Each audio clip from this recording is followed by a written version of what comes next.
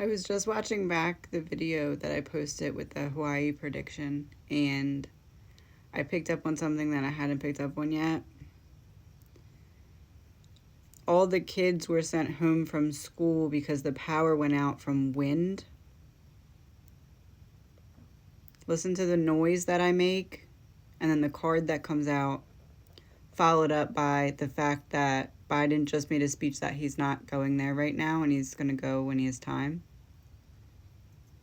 The cards told the story. The story of No Child Left Behind being a total sham.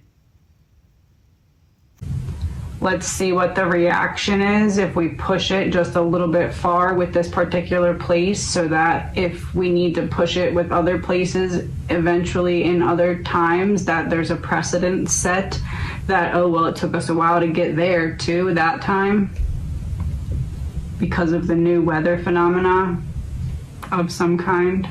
Allegedly, my opinion, no facts. Child in reverse. Power in reverse.